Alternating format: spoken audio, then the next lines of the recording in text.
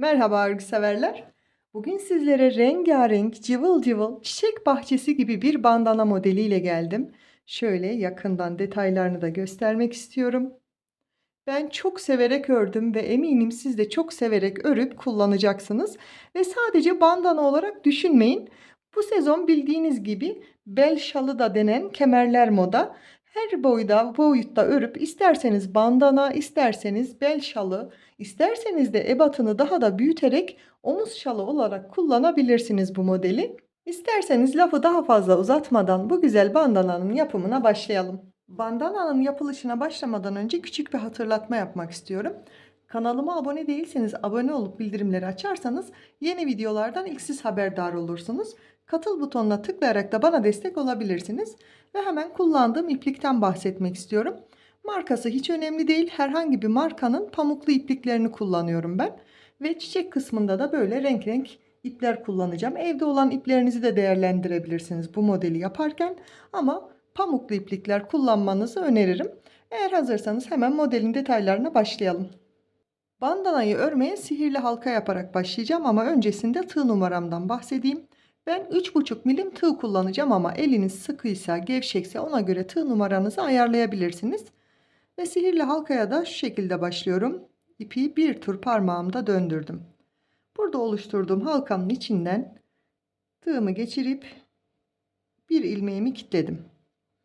2 tane zincir çekip bu boşluğun içine 2 tane ikili trabzan yapıyorum. Bildiğiniz gibi ikili trabzanlar 2 seferde kapattığımız trabzanlardı.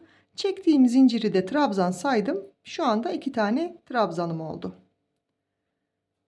Üçüncüsünü de ördükten sonra 2 zincir, tığ ipimi doladım. Aynı boşluğun içine 3 tane daha trabzan örüyorum.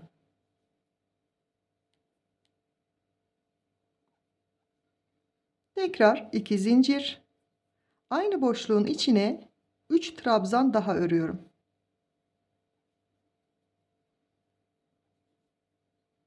Şöyle göstereyim. Üçlü gruplarımızdan üçer tane oldu. 2 tane de zincir boşluğum oldu. Şimdi bu sihirli halkanın burada kalan ipini çekerek buradaki boşluğu küçültüyorum.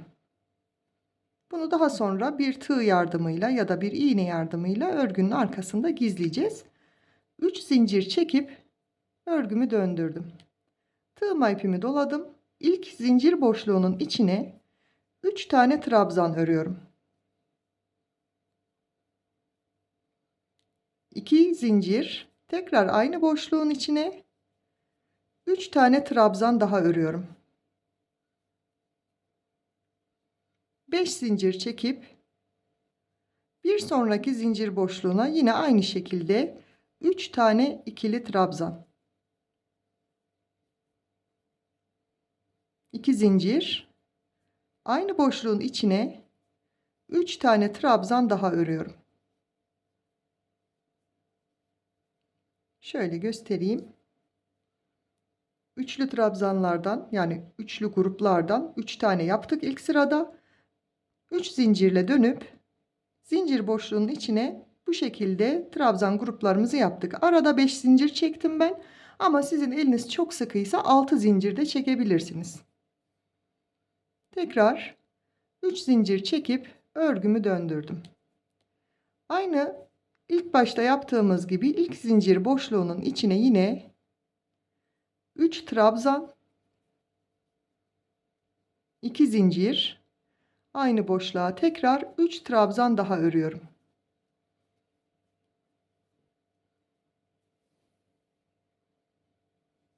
Tekrar 5 zincir.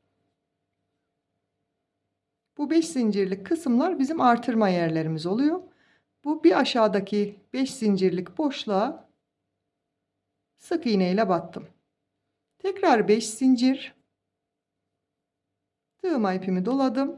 Bir sonraki zincir boşluğunun içine 3 tane ikili trabzan. 2 zincir. Aynı noktaya 3 tane trabzan daha örüyorum.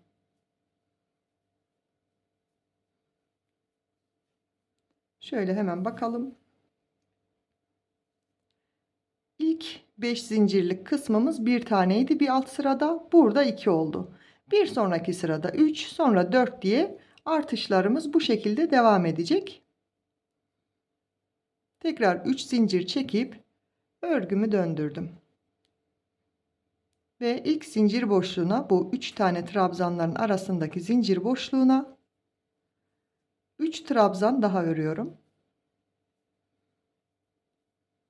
2 zincir, aynı noktaya yine 3 tane trabzan,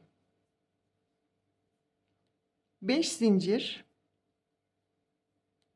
buradaki zincir boşluğuna sık iğne ile kapatıyorum. Tekrar 5 zincir, bir sonraki zincir boşluğuna sık iğne ile kapattım. Tekrar 5 zincir,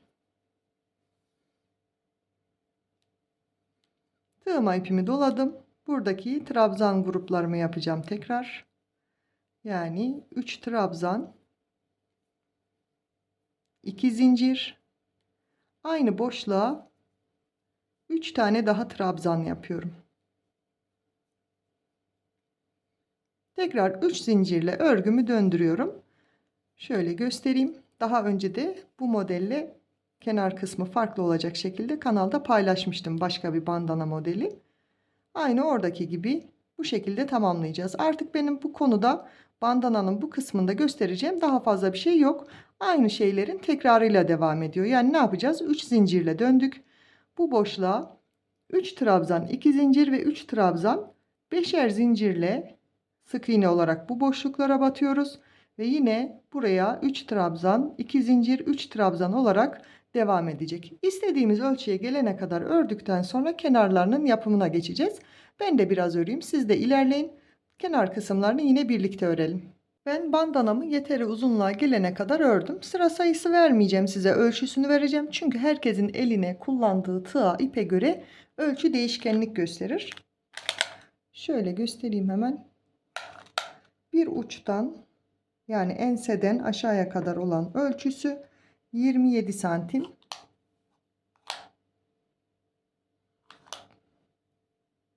Bir uçtan diğer uca olan ölçüsü de 57 santim olmuş.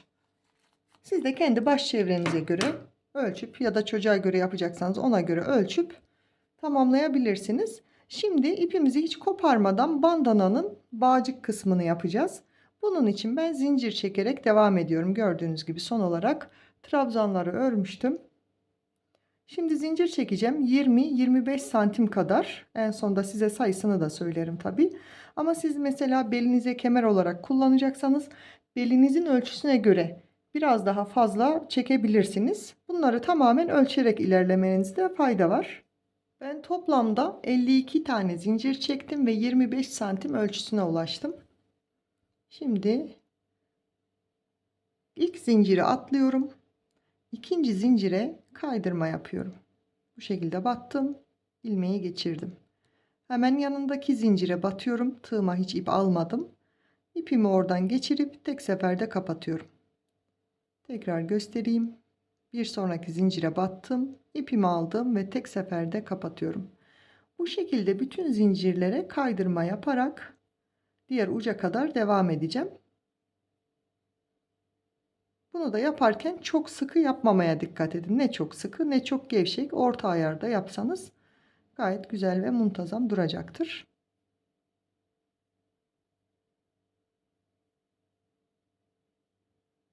Kaydırma işlemiyle bütün zincirleri tamamladıktan sonra buraya geldiğimde ilk trabzanın tepesine batıp yine kaydırma yapıyorum.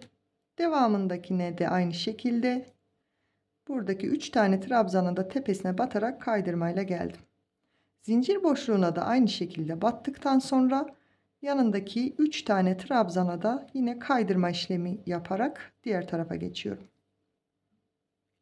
Bu şekilde görüntüsü de. Şimdi buradaki zincir boşluklarını sık iğne ile dolduracağız. 1 2 3 4 5 tane sık iğne yaptım. Bir sonraki zincir boşluğuna da aynı şekilde 5 tane sık iğne yapıyorum. Bu şekilde zincir boşluğuna batıp İpimi çektim. Sık iğne olarak kapattım. 4 ve 5. Yine bir sonraki zincir boşluğuna batıp 5 tane sık iğne örüyorum. 4 ve 5. Şöyle de göstereyim hemen. Kasma yapmayacak şekilde, eğer 5 az geliyorsa 6, 5 çok geliyorsa 4 de yapabilirsiniz. Bu şekilde diğer uca kadar sık iğnelerle tamamlayacağım. Daha sonra yine burada bandanamızın diğer ucunu da yapıp tamamlayacağız. Sonra kenar kısımlarına başlayacağız. Son sık iğnemi de yaptım. Zincir boşluğumu doldurdum. Şimdi buradaki trabzanların tepesinden de kaydırmayla devam ediyorum. Ki bağcık kısmı diğer tarafla aynı şekilde olsun. 3 tane trabzan tepesine kaydırma yaptıktan sonra zincir boşluğuna da yapıyorum. Ve yanındaki trabzanların tepesine de kaydırma yaptım. Diğer tarafta da şöyle göstereyim. Son trabzanın yanından zincir çektiğimiz için bu son trabzana yaptıktan sonra yine aynı sayıda, aynı ölçüde zincir çekip sonra ilk zinciri boş bırakıyoruz. Yine burada yaptığımız gibi ikinci zincire kaydırma yaparak tamamlıyoruz. Bütün zincirlerimi tamamladım kaydırmayla. En son yine ilk başta battığım trabzanın tepesine batıp ilmeğimi çektim ve bir zincir çekerek ipimi kesiyorum.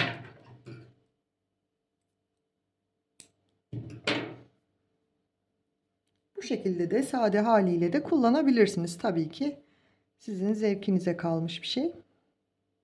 Şöyle arkadan ilmeklerin arasından geçirerek ipimi gizliyorum.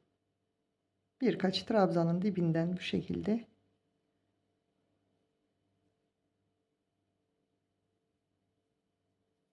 Daha ince bir tığla da yapabilirsiniz. İğneyle de yapabilirsiniz. Artık nasıl kolayınıza geliyorsa ip temizlemeyi o şekilde yapabilirsiniz.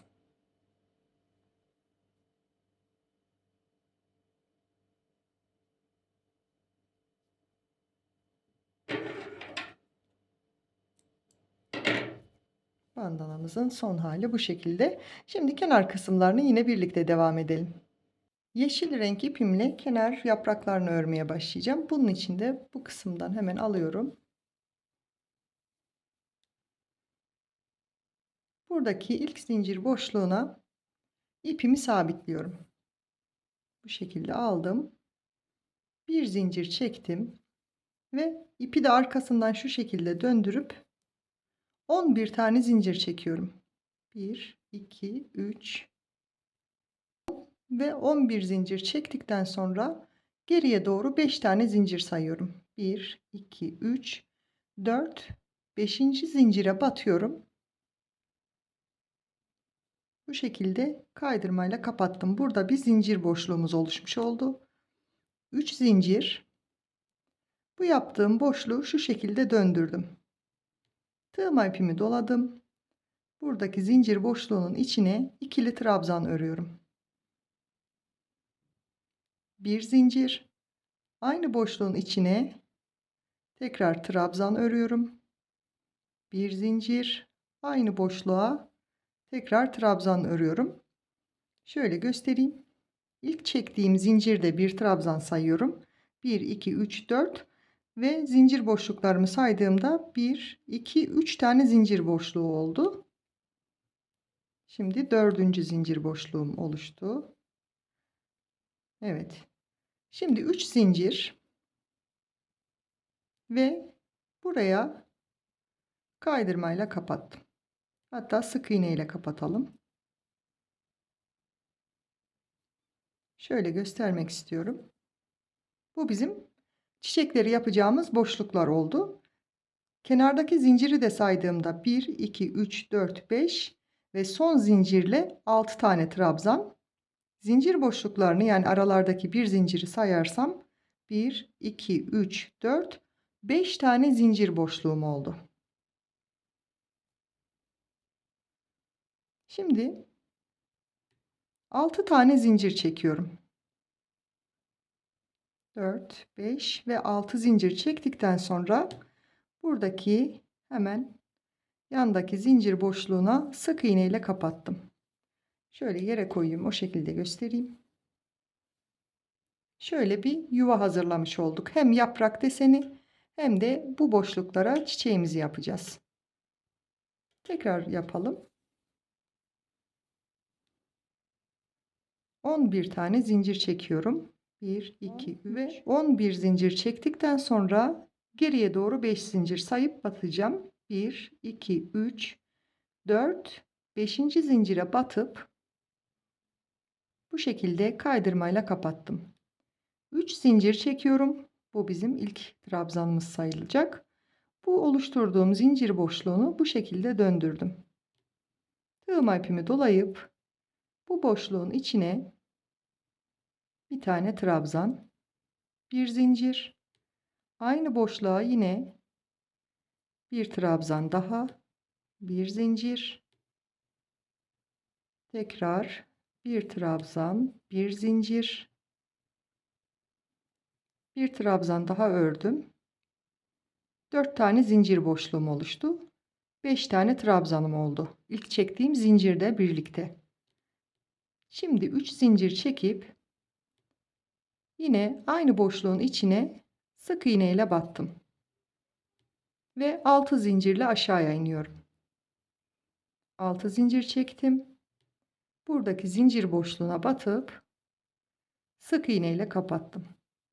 Bu şekilde bütün bandananın etrafını devam edeceğiz.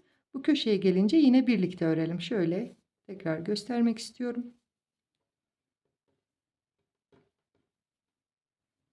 Şöyle bir yaprağımız oluşmuş oldu. Buradan başladık. Buraya kadar gelelim. Bu köşe dönüşünü yine birlikte yapalım ve bandananın bütün etrafını yapraklarımızı örelim. Ben yapraklarımı örerek sihirli halkayla başladığımız yere kadar geldim. Burada farklı olarak sadece zincir sayısını biraz fazla çekeceğim. Çünkü hani köşe nokta olduğunun belli olmasını istiyorum.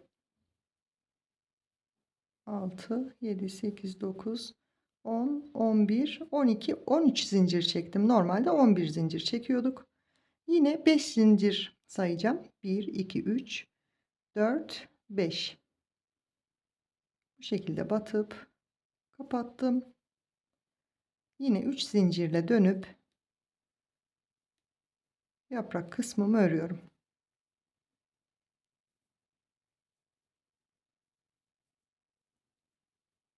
Şöyle sayalım. 1, 2, 3, 4 tane boşluk oluştuktan sonra 3 zincirle aynı noktaya batıp sık iğne ile kapattım.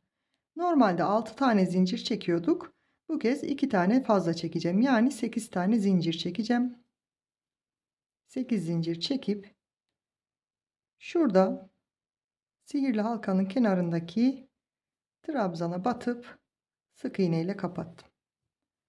Yine 6 zincir çekerek, pardon, 11 zincir çekerek diğer kısımda ördüğüm gibi yapacağım. Bu ne fark ettirdi? Şöyle göstermek istiyorum. Şöyle gördüğünüz gibi bu köşedeki yaprağımız biraz daha uzun oldu. Yani başınıza taktığınız zaman orası köşe, köşe dönüşü olduğu belli olacak şekilde. İsterseniz böyle yapmayıp tamamen aynı sayılarda devam edebilirsiniz. Ben birkaç tane çiçek yaptım. Şöyle göstereyim. Renk renk yaptım ama siz tabii ki tek renkte de yapabilirsiniz. Ve çiçeklerimi yaparken tığ numaramı küçülttüm ben arkadaşlar. 3 milim tığa geçtim. Yine pamuklu iplikle örüyorum. Şöyle. Buradaki ilk zincir boşluğumuza batıp ipimi aldım. Zincir çekerek kilitledim ve diğer ipin ucunda bu şekilde etrafında bir tur döndürdüm ki sabitledim. Tekrar bir zincir çekiyorum. Şöyle ilmeğimi biraz uzattım. Tığıma ipimi doladım. Aynı noktaya batıp ipimi bu şekilde çekiyorum. Tekrar doladım. 2 defa yaptık bu işlemi. 3, 4 ve 5 defa yaptıktan sonra şöyle tutuyorum. İlmeğimi geçirdim ve bu tuttuğum yere de tığımı batıp kaydırmayla kapattım. Şu şekilde bir fıstık oluşturduk. Bir zincir, tığıma ipimi doladım. Bu ipi de alttan yürütüyorum ki Temiz bitiş olsun. Bir sonraki zincir boşluğunun içine yine aynı 5 defa batıp ilmeğimi uzatıyorum. 1, 2, 3, 4 ve 5 defa yaptıktan sonra buradaki ipi tutuyorum. Çünkü bunu tutmasam küçülecek. Bu yaptığımız fıstığın boyu küçülür. Küçülmemesi için bu şekilde çekip bütün ilmeklerden tek seferde geçirdim. Ve tuttuğum ipe tığımı batıp tekrar bu şekilde kapatıyorum. 5 tane zincir boşluğumuz vardı. Yani 5 tane fıstık yapacağız. Her zincir boşluğunun içine birer tane yapacağız. 1, 2, 3, 4 ve 5 defa ipimi çektikten sonra tek seferde bütün ilmekleri kapatıyorum. Bir zincirle bir sonraki zincir boşluğuna geçip yine aynı işlemi tekrar ediyorum. 4 ve 5. Bu şekilde kapatıp yine bir sonraki boşluğa geçip 5 defa da ipimi çekiyorum. 3, 4 ve 5 defa çektikten sonra yine kapattım ve bir zincirle kilitledim. Buradaki kalan ipi kesiyorum artık.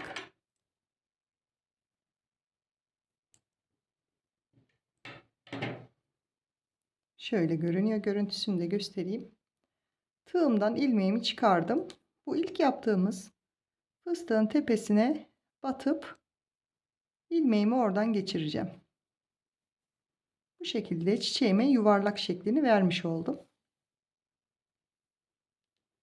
Bir zincirle kilitledim. 5 tane zincir çekiyorum.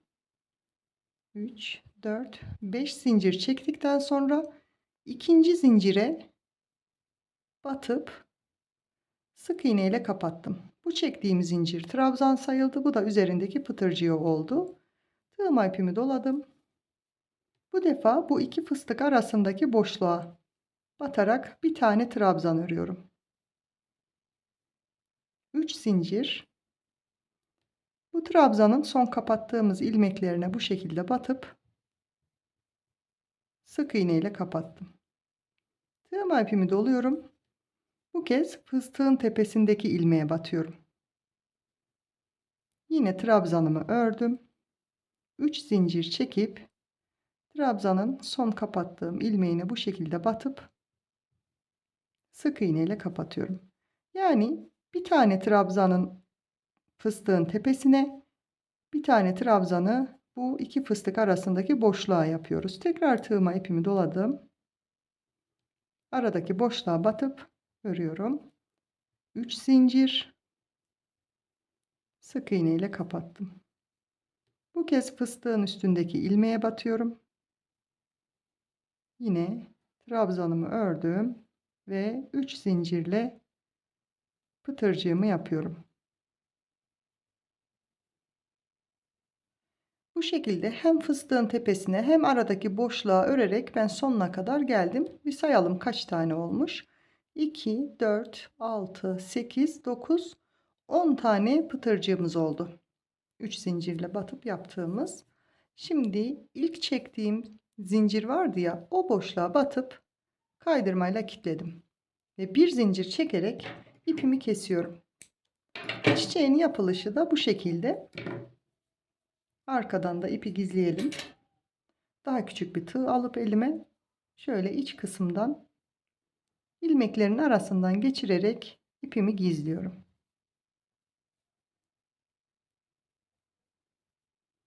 Daha sonra detaylıca temizlerim bunu. Ben bu şekilde renk renk yapacağım. Siz isterseniz tek renkle, isterseniz daha farklı renklerle bandananın bütün etrafını çiçeklerle tamamlayabilirsiniz. Ben de tamamlayıp hemen geliyorum. Evet arkadaşlar, ben bandanamın çiçeklerini tamamladım. Gördüğünüz gibi renk renk, cıvıl cıvıl, çok güzel çiçek bahçesi gibi bir bandana tamamladık birlikte. Sizler de umarım benim kadar keyif alır, severek örersiniz. Benim bandana hakkında anlatacaklarım bu kadardı. Eğer videomu buraya kadar izleyip beğendiyseniz beğeni ve yorum bırakmayı unutmayın. Yeni videolarda görüşmek üzere. Hoşça kalın.